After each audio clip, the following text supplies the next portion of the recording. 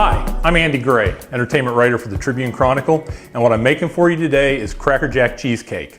I'm going to get the cream cheese started over here, and then we'll get into it and I'll tell you what I'm going to make, or about what I'm making. This is a recipe I actually came up with for the Tribune's food page the Wednesday after opening day of the baseball season. I was trying to think of something baseball related to make, and I thought nothing's more baseball than Cracker Jack, so I'd make a Cracker Jack cheesecake.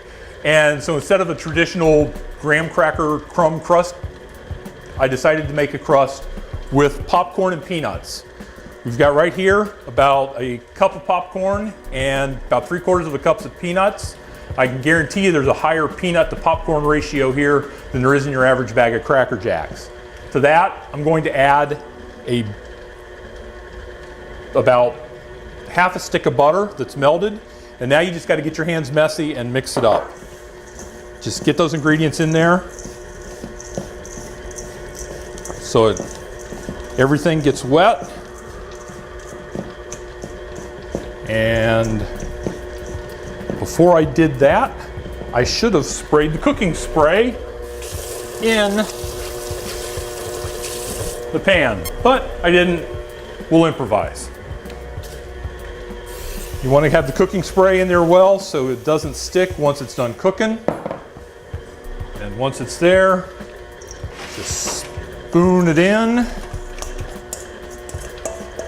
and then try to distribute it as evenly as possible. You want to have the whole bottom covered, maybe have a little bit of a ridge on the edge.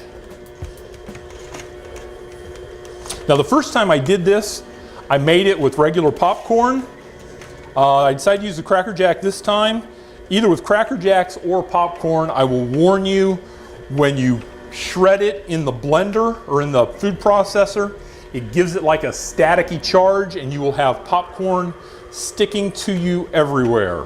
It's just something you got to deal with this recipe, but hopefully at the end you'll think it was worth the mess. If I was a science major instead of an English major, I could maybe explain the property that makes the popcorn do that, but all I know is it will stick to everything after a while.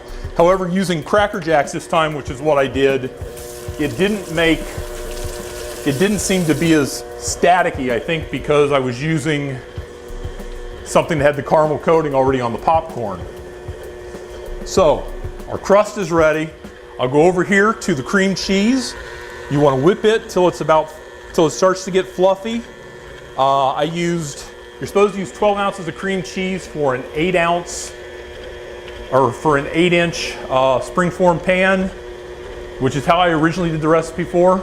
My 8-inch springform pan broke, so I'm using a little bigger one this time. So some of the ingredients, if it looks like I'm using more ingredients than I'm saying, that's why. But I'm going to keep the card you'll have in your bag is going to indicate the ingredients as if you're using an 8-inch springform pan. Once you get your cream cheese whipped up, you add normally 3 eggs. I'm using 4. Add that to the mix. Let it go till it just gets blended. Then you also are adding a half cup of caramel. So you've got a caramel flavored cheesecake into this. And you need 2 tablespoons of milk. I'm using whole milk, but first time I did this, I think I probably just used skim because that's what we normally have in the house. Now, once your cream cheese is mixed up, we'll just add it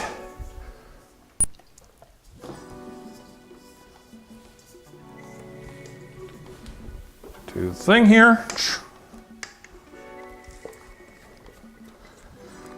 I say the cream cheese will pretty much, or the cheesecake filling will pretty much distribute itself evenly there because it's loose enough it solidifies in the oven.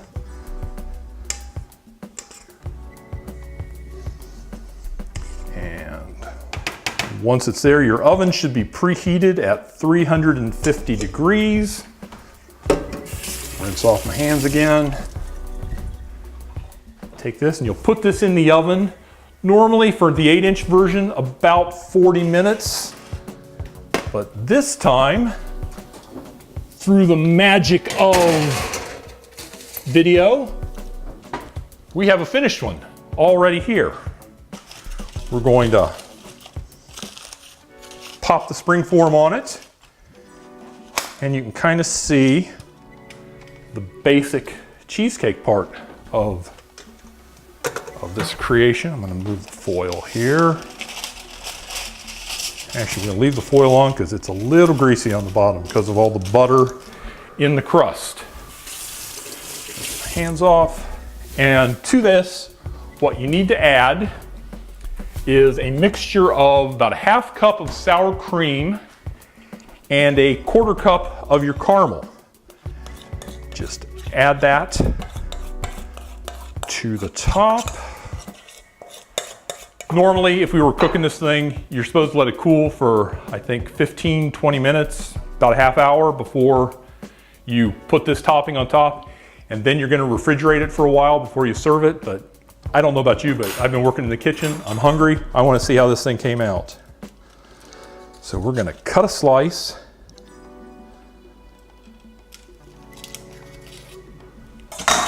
Hopefully the first slice will come out nice for a change.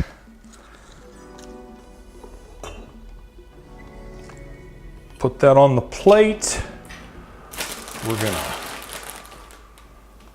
rim it with some Cracker Jacks. Put another one on the front there. And dig in. Not bad. Watching baseball, eat some cheesecake. I can't say it's any healthier than eating hot dogs and Cracker Jacks, but it's certainly would be a great way to enjoy a Pirates win or an Indians win in the World Series. Play ball.